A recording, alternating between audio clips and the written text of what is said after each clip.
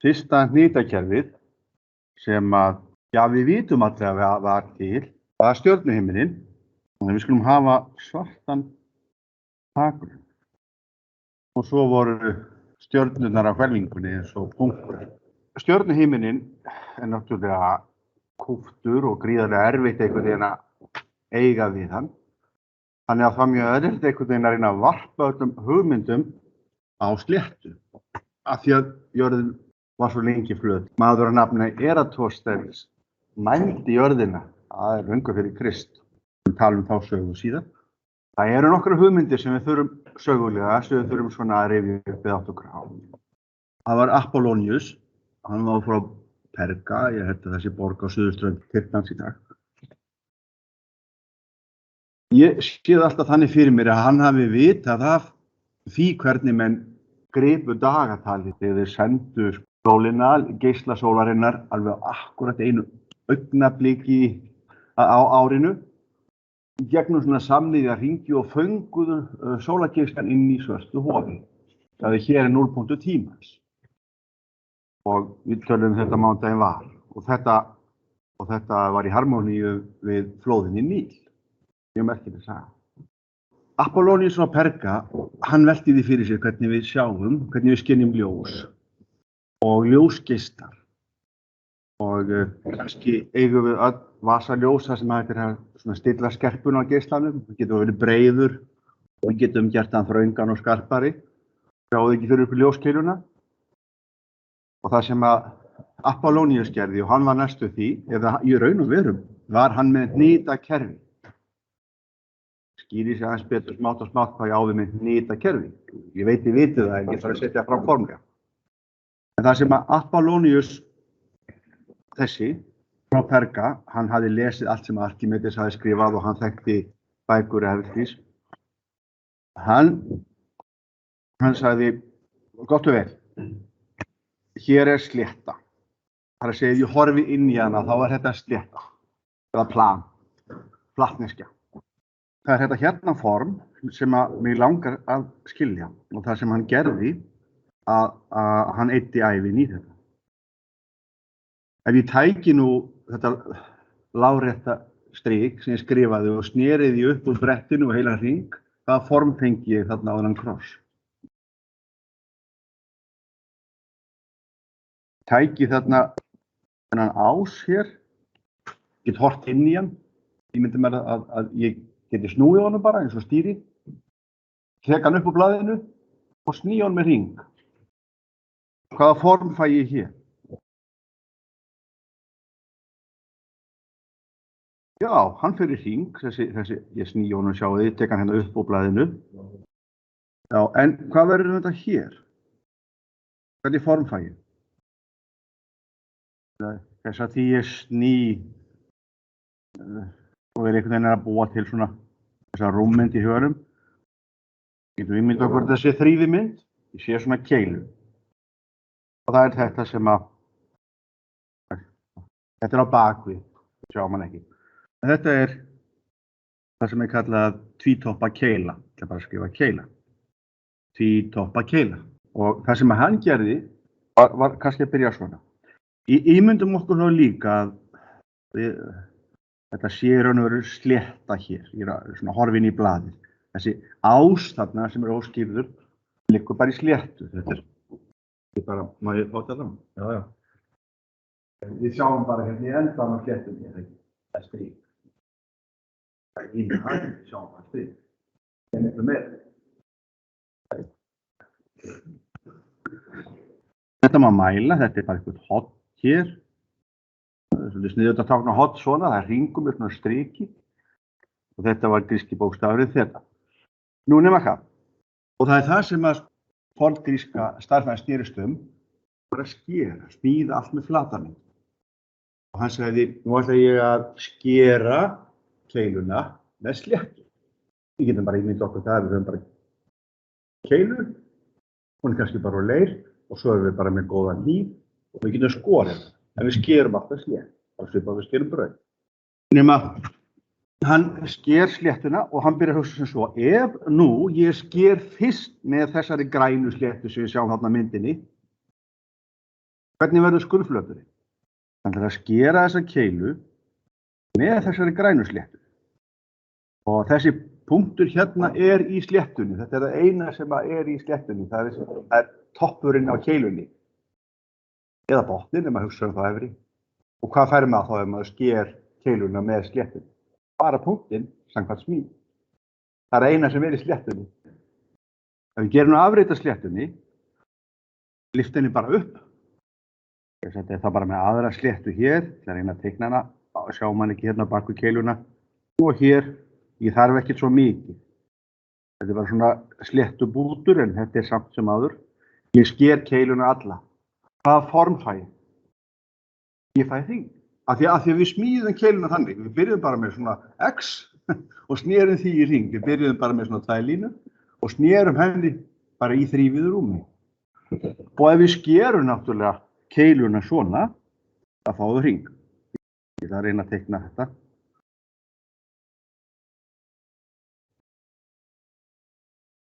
Og svo segir maður kannski frá því.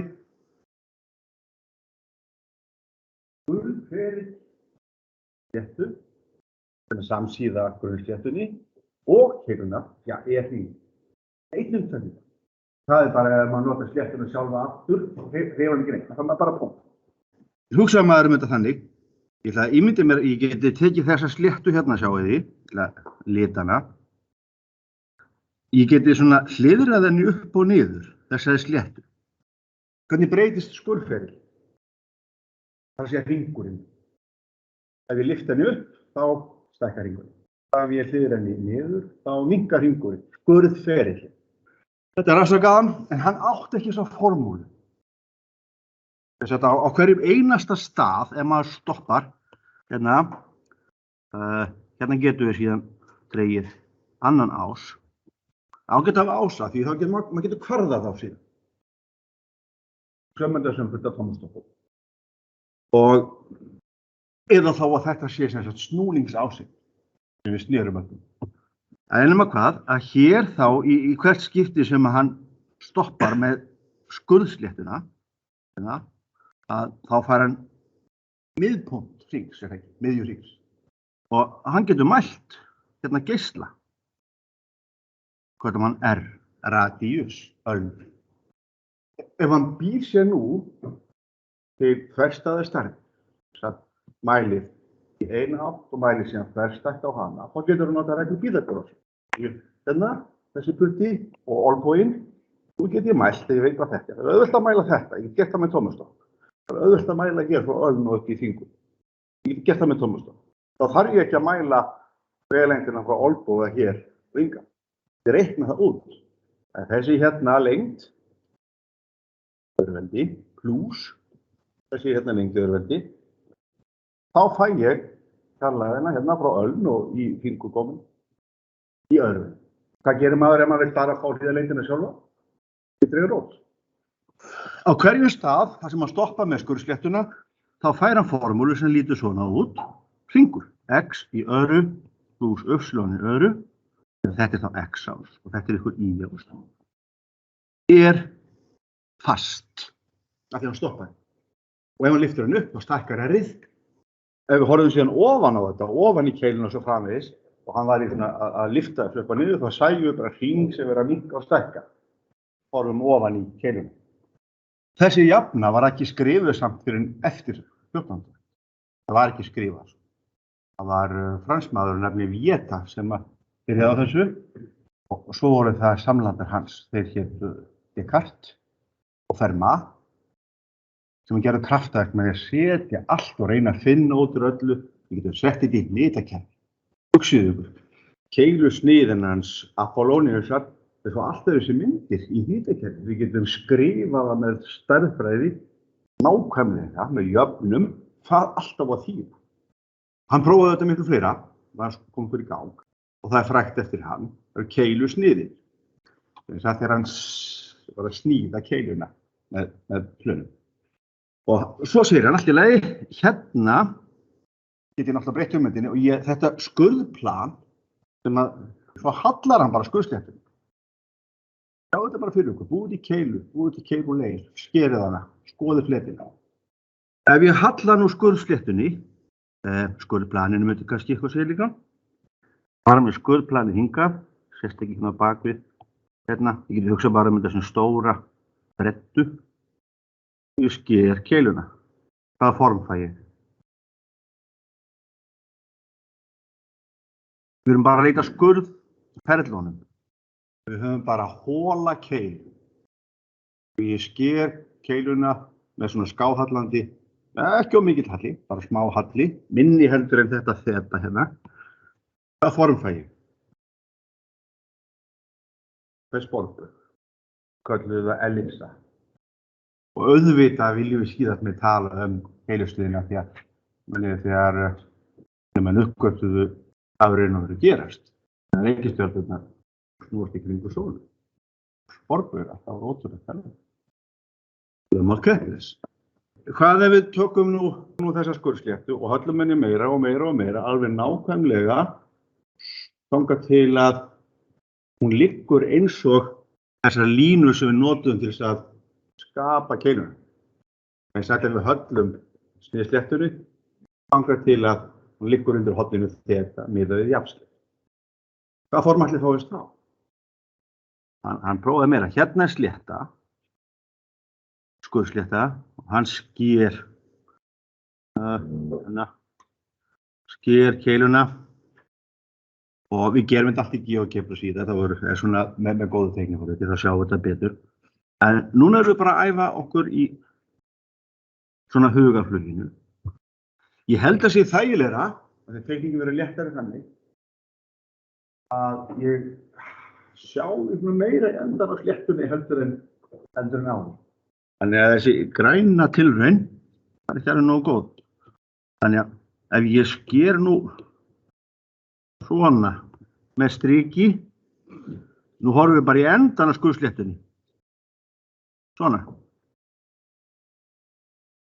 Hvernig form verður skurðurinn?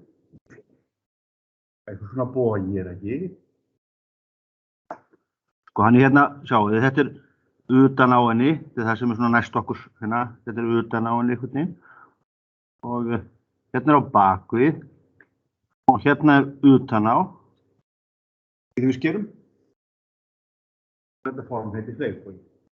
Ef við höllum nú skurðsléttunni enn meira, þá fáum það sem heitir breiðbogi. Af því að þá náum við að skera bæði efri keiluna og neðri keiluna. Við fáum það sem kallar breiðbogi. Þetta eru undirstöður og öll nýstaklega. Þetta er allt og sumt. Sölum okkur bara núna. Það er bara að hugsaði það, ég vil skilja ljósgeisla. Ég vil skilja þetta form. Svona sjáum við ykkur. Við getum prófað með vasaljósinu okkar. Hvað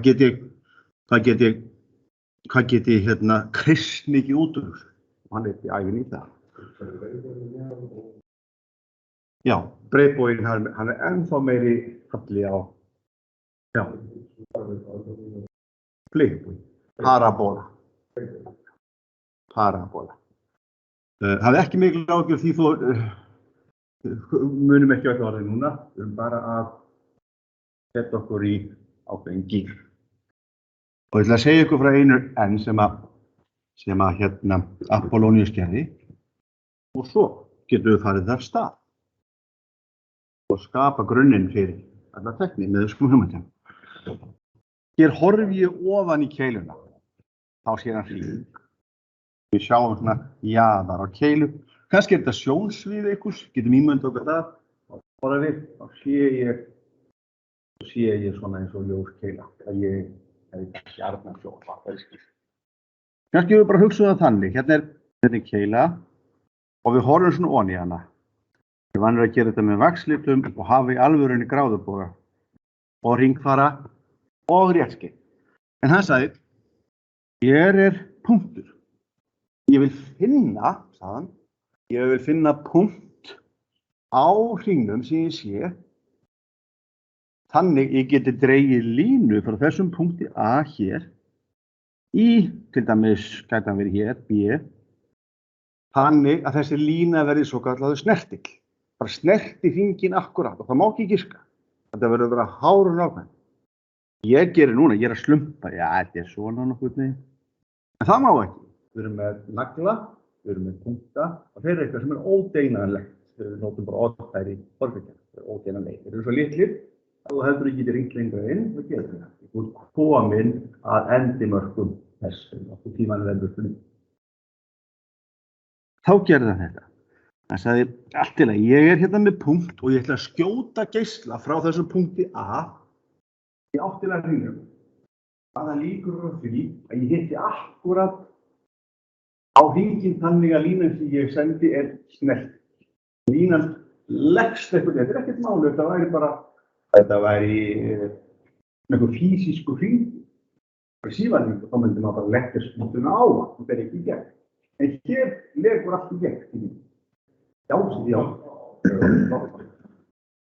Þannig, á þess að slumpa hvernig á ég að gera þetta. Hann segir, það er náttúrulega 3 möguleikar. Ég skýt á hringinn. Hann sendir bara ljósgeisla. Þetta getur gerst. Það sendir ljósgeisla. Ljósgeislinn sker hringinn sig á tveimur. Þetta er ekkert erfitt. Og svo getur það náttúrulega líka gerst að hann hitti ekki. Það er ekkert erfitt. Það er að hitta akkúrat. Þetta er snerting. Og þá bjó hann til þess að hérna litlu reglu og svo ætlum við að halda áfram með þetta síðar. Hann sagði, nú ætlum ég vil búa til algoritma eða leið til þess að hitta alltaf í snerting. Þetta kannski bara svona til þess að setja ykkur í aðeins betra samband. Þetta er sama hugmyndin líka. Við hugsaðum hringinn og það sem á honum er bara sem jörðina. Hér er ljós sem skín á jörðina. Og við viljum vita nákvæmlega hvar er birta og hvar er skuggi. Þannig að við vitum þessa punkta hér, þetta er líka notað þegar við erum að skoða, þetta er líka gervihnöttur sem er staðsetningabúnað og svo framvegis. Og sem sagt, og þá getum við fundið að hér er til dæmis bjart. Frá þessu ljósi á yfirborði jarðarinnar og annars staðar ekki. Það eru margar vísanir í hagnýtingu ef við viljum hafa það. En hann sagði, þetta get ég aldrei gert nema ágiskun, þannig að þetta þýðir ekki. Ég skýt bara eitthvað. Ég verð að geta gert það.